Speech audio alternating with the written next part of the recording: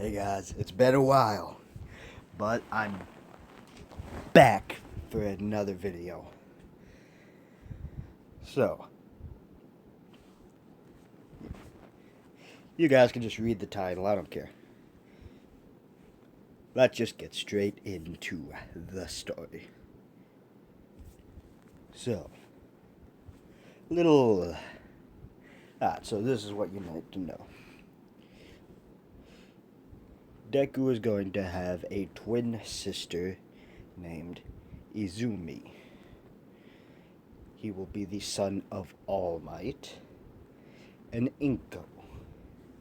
Now, I know All Might's name isn't Midoriya, but for the sake of my sanity, I'm going to go with Midoriya, okay? Just bear with me.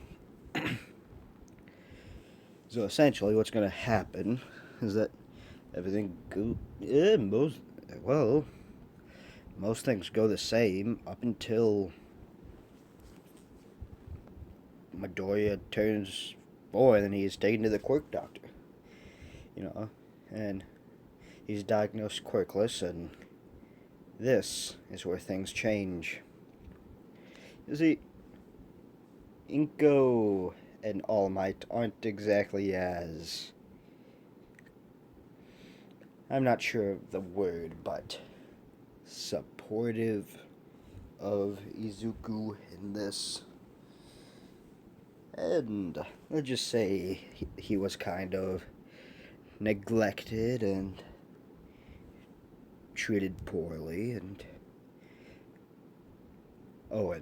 just so you know, Izumi has a strong telekinesis quirk, and Inko will be in the top 20 of heroes. Just, something you guys should know. But yeah, that's essentially what's gonna happen. So one day when Deku turns 5, like a month or two after he turns 5, which they don't celebrate his birthday. They just Izumi doesn't care.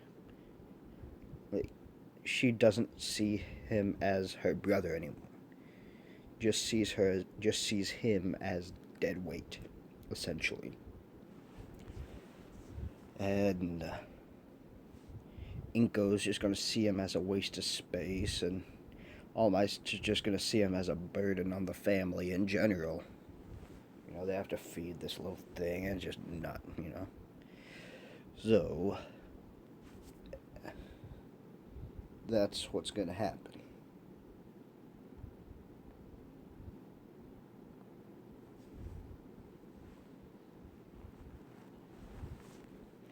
Essentially, what happened.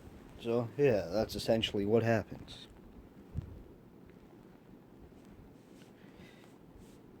So, yeah, Deku gets dropped off in the forest. I'd say it's... Do I want to do that, though? I'm thinking... doesn't matter right now. But I'm thinking of making it the forest, like the mountain forest that the wild pussycats own. Because I'm thinking about doing that, because that seems like it could be interesting. But I don't think I will. Yeah, I don't think I'm going to do that. No, I'm not going to do that. And essentially, Deku finds... Oh, and by the way, Deku's going to have a scar on his left eye. He's going to have a scar going down his left eye from one of his bullies, But essentially, what happens is that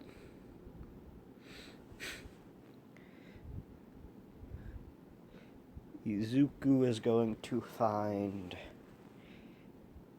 a tree with a hole in it. And he's gonna look into this hole.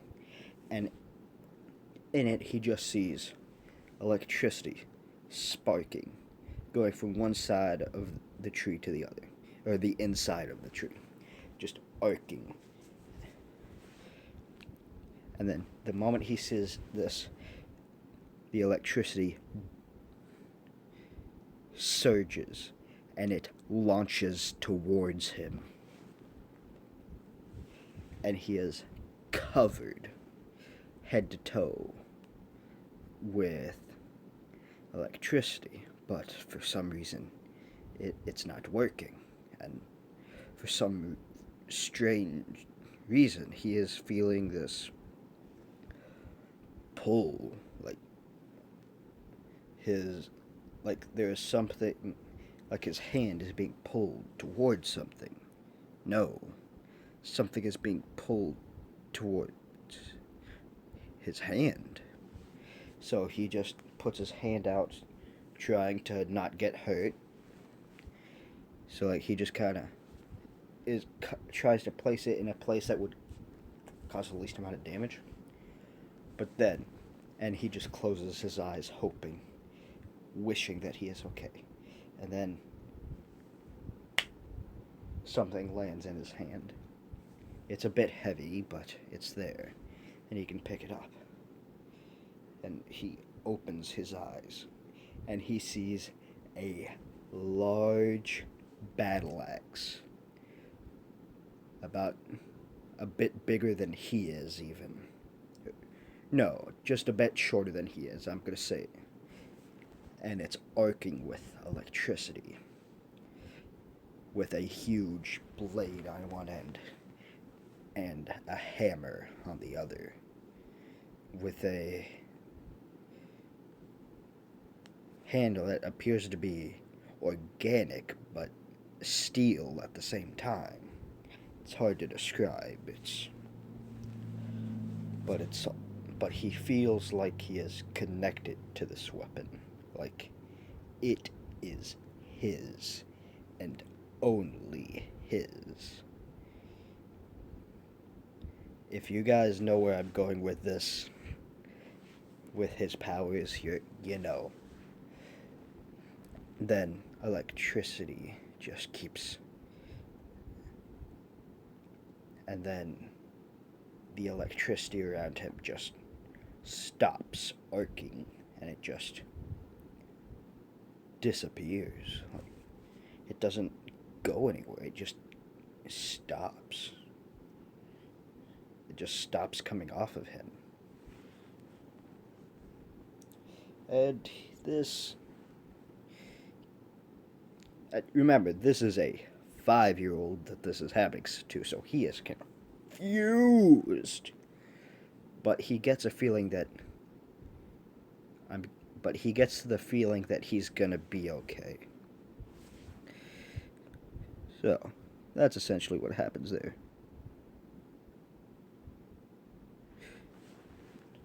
And he decides that he should become stronger. He should be powerful. He should rid this earth of bad people. Not villains. Bad people.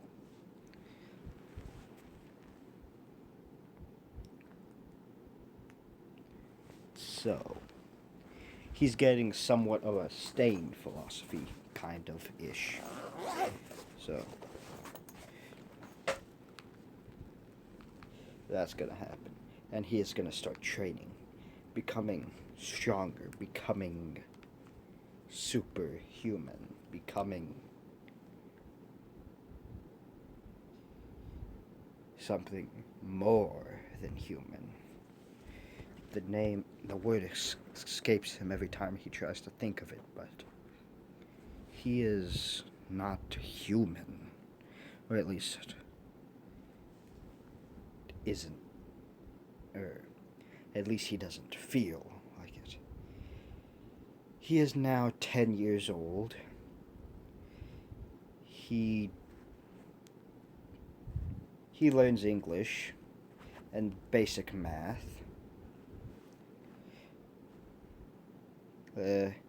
He knows English, or Japanese actually, and basic math, as well as being extremely good. But he is also extremely capable at surviving, because that's what he does. He stays in this forest. And one day, this forest gets purchased by some people. And one of them says they found someone on their land. They don't know who, but they know what direction they're in. It's only one person, though. And then they're gonna go to check it out. Oh.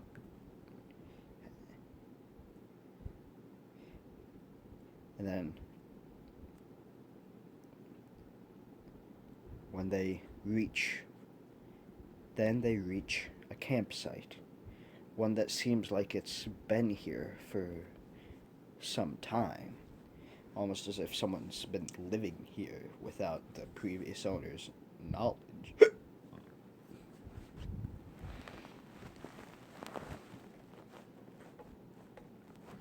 And that is so yeah, that's gonna happen. Deku is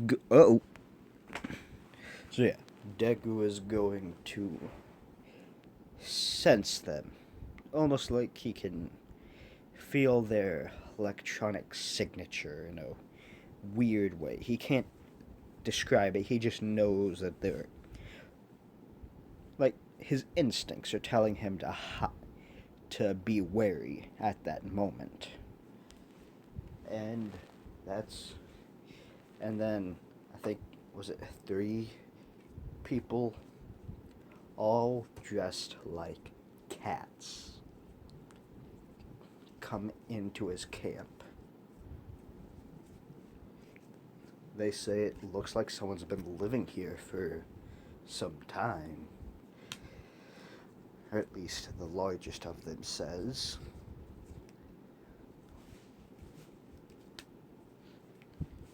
Deku doesn't really know who these people are, but he does know that they're invading into his campsite, and he can't have that. So, which was the biggest one? Don't remember his name.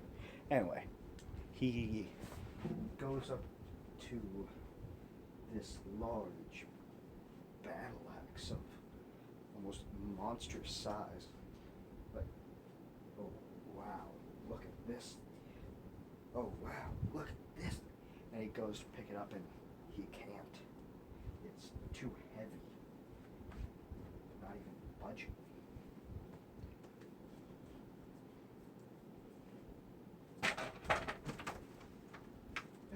Hello. Just a second. Well, guys, I'm back. Had to be told about something not so fun. So, I don't think I want to tell you guys. Just know that someone died. That kind of mattered to me. So, yeah. But that's all you guys need to know. So I'm sorry if I'm not going to be as jumpy as I just was.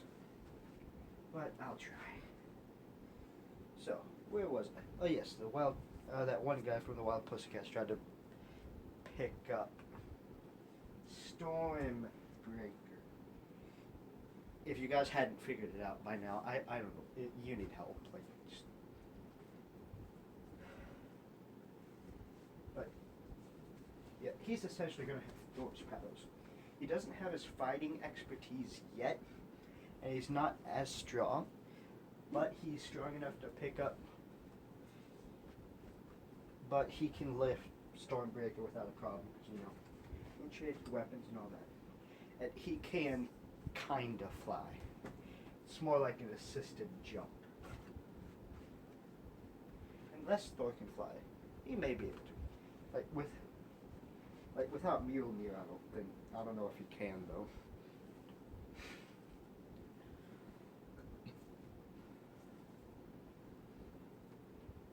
So yeah, essentially, that's what happens. So, Thor. So he's gonna try to pick it up, but then after like one or two failed attempts, the thing moves, but then it doesn't stop moving.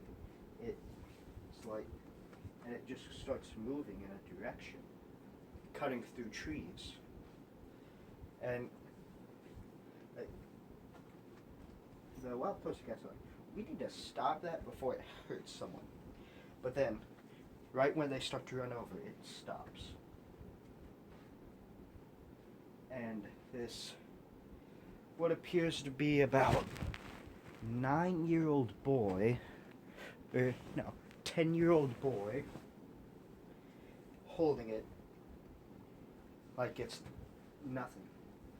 Like it's nothing more than a stick. He appears to be a bit strong, more well built than the average kid his age, but other than that, not much. But this is someone that's definitely well built. Someone that is not someone that is not weak by any means. They ask, "Who are you?" I'd say, did Koda's parents die yet? No, they didn't. I don't even think Koda was alive yet. May have been. Anyway, he probably was. I'd say he was still just 2 or 3 maybe. Maybe 4, 5, not 5. But yeah, that's essentially what happens.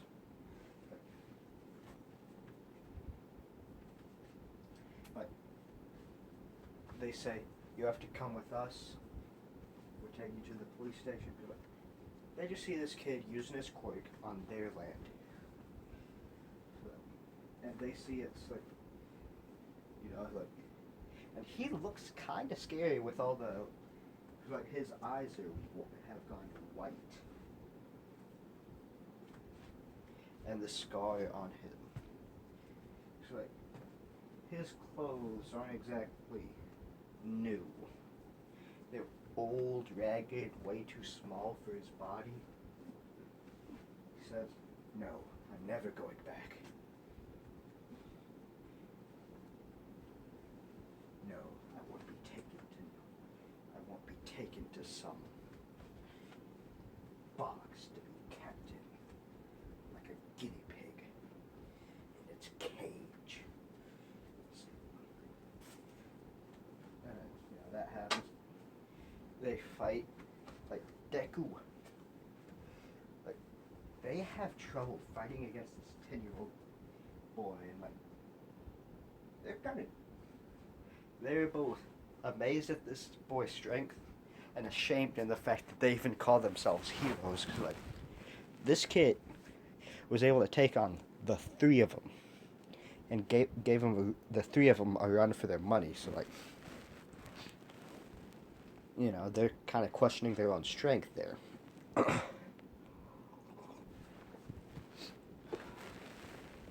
So yeah,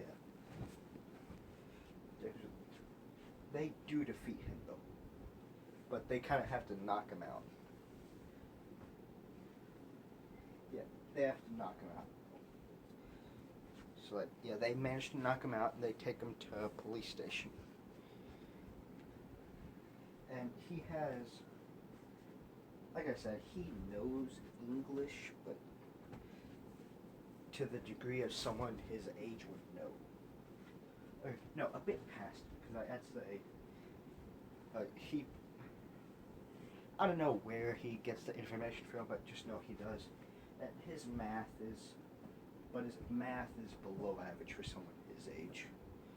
Hey, like all he knows is he knows addition and subtraction.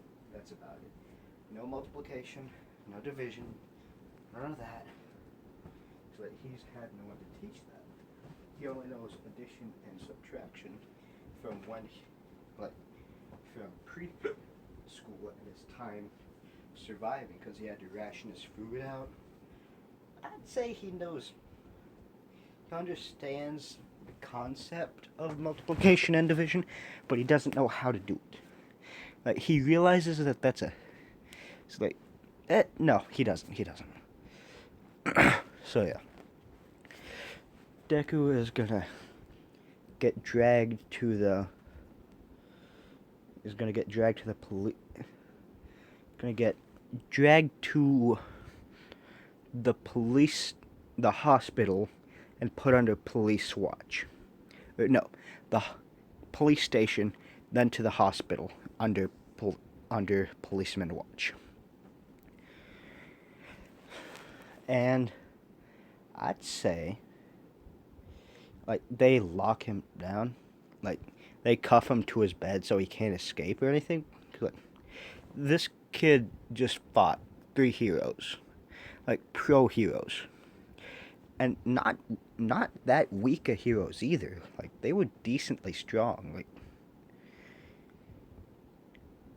so yeah, that happened. So like, they're kind of concerned. Like, this kid's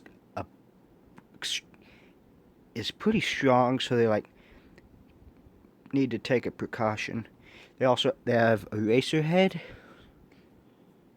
and they have Psyche, civilian name Inko Midoriya, and Deku is gonna open his eyes. It's like, and then the moment that happens, Eraserhead gets ready.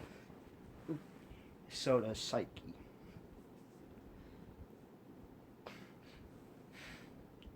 So yeah, that happens, and yeah, Deku's going to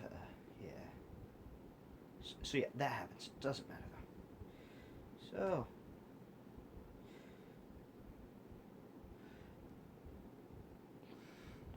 So yeah, the people around him are ready in case something happens, but they're not. They're trying not to show that they're on guard, but they're on guard. And Deku, he hunts wild animals. He can tell the smallest little twitch of movement in them. He can tell that they're kind of reserved. It's like, huh? They're trying to show they're not on guard.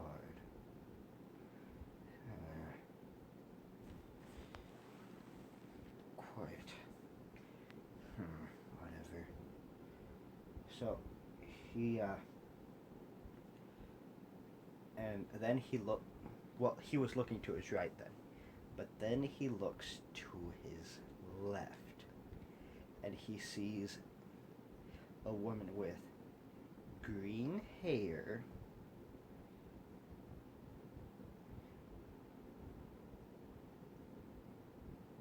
and the moment he sees her, he gets a flashback of how things used to be, the way how he was treated, the people that left him there to die. He remembers her face, as well as the face of his father and sister. He remembers all of them. Cut back to now. He showed the moment he looks at her, and his eyes glaze over white as electricity starts sparking from his eyes. It starts going and is coursing through his very veins. Eraserhead tries to stop this, but he can't. It won't stop. And then Izuku opens his hand, and a few seconds later, a crash comes through the wall as Stormbreaker goes through the bed and into Deku's hand, setting him kind of free in a weird way. He then, Eraserhead sees that he's not really much help here. If anything, he's a hindrance. He can't turn off this kid's quirk. But you know why? Because this isn't a quirk. This is a gift. A gift from who, you might ask? Well, I would just like to let you know that your English teacher is disappointed. Because it is whom. No. Shut up, English teacher. If it wasn't legally required, we wouldn't be listening. We wouldn't be here, alright? You're not special. You teach 16-year-olds. No, you re-teach them. They've already learned this stuff. You're just repeating what they learned in like middle school. So, you know, it's like that's pretty much what they do. Like, you can't tell me with a straight face that you've learned something new in English. I learned, like, for real though, like, high school English teachers, you don't do as much as you think you do. Like, just, come on. Just stop. You know, like, just stop. Stop it. Get some help. Yeah, that happens. And he goes straight for Inko. And, like, no one really notices this except Aizawa. Because, like, he sees that, okay, this kid didn't react until he saw her. Then he attacked her. I think there's something between those two. It's like, that's, you know, like, maybe they've, you know, fought before or something. Like, but he realizes that he ain't gonna. He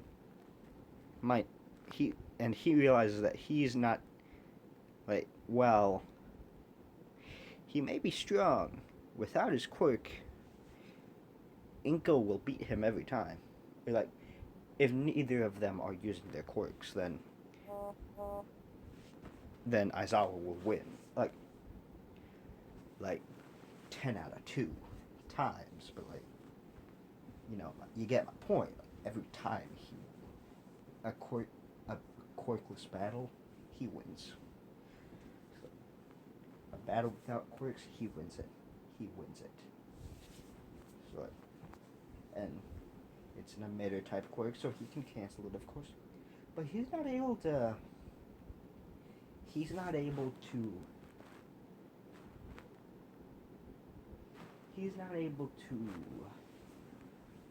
stop this power. Just pure, unadulterated power. And this kind of worries him, because, like, this is an emitter type quirk. I can't stop.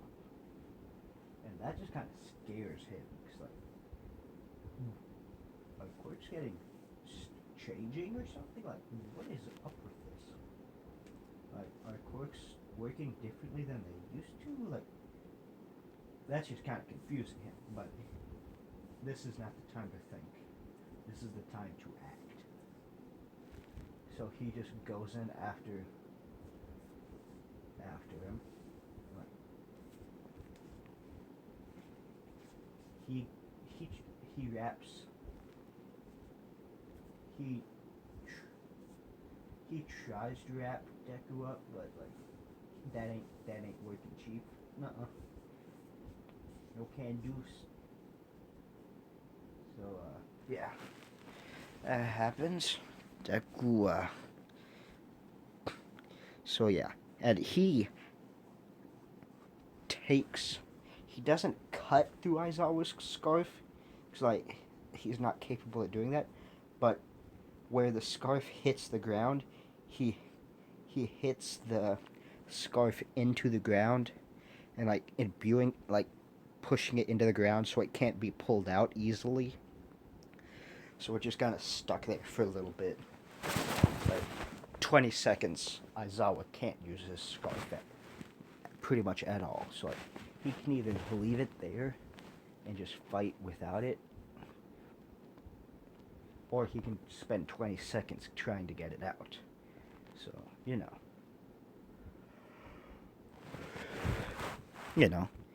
because it's time to take a drink of water.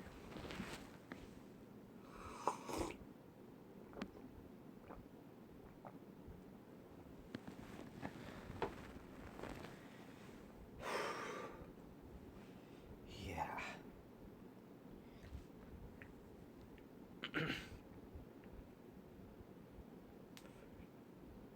I don't like. Yeah. Oh. Ooh, that was weird. Everything in my left eye just went blurry there for a second. That's weird. Oh well. Time. Yeah. By the way, you guys. Where was I going? Never mind. Back to the fight. So. And Izuku just kind of levitates off the ground like a foot, and just charges at Inko. Like, remember what I said earlier? Inko isn't. This is not canon Inko. Okay, don't worry. It's like he is striking to kill. It's like First off, he hates this woman specifically. Second off, his whole philosophy about bad people need to be ridden of this earth. So, or like, this earth needs to be ridden of bad people. Anyway, point being, so they have an epic fight. Well, Inko can't really use her telekinesis on someone, or their clothing, or something they're wearing. She can only do it on objects. So, Also, she keeps knives on her at all time. Like knives and bouncy balls. Knives, bouncy balls, and metal spheres. And tasers. But they're not useful here, so. It's like, I know, like, that scene in Ragnarok where he gets tased with that neck thing. Like, just shut up. I'm making it this way. So, like, those tasers are not strong enough to deal with him. Like, these are, like, it took a sci-fi magic taser to knock him out. So, like, and it had to be implanted directly into his neck. So, like, just.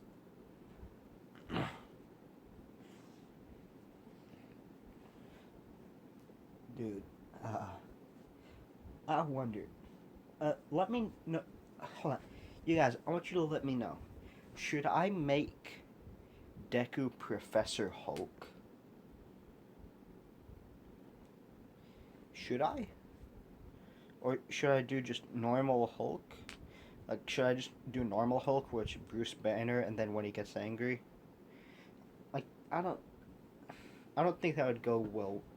So I think I would probably just do Professor Hulk. But yeah, let me know. Let me know, guys. Also, yeah, just you know what? So I, I'll go over this fight scene and so yeah. So it starts off with Deku going directly for the head. Yeah. So yeah, Deku goes directly for Inko's head, and Inko was barely able to move a piece of rubble. Like she is barely able to move something in the way and dodge. Like she moved it in the way, slowing it down, giving her enough time to dodge. So like that happens. And I'd also say she keeps a few swords on her. Like she has like 4 swords on her at any given time. So she takes out 2 of them, or she takes out 2 of them and 10 throwing. Or she takes out 1 of them and 10 throwing knives. She levitates the throwing knives and holds the sword in her hand. You know, and that's not gonna happen. That's how that's gonna happen, essentially. Deku's gonna. So yeah, Deku's gonna realize he can't win this fight, but he can escape. So yeah, he doesn't win this fight, but he escapes to fight again. And after this, he realizes that he needs to train more. He must become stronger. And like, cut back to the hospital, the kind of wrecked hospital now.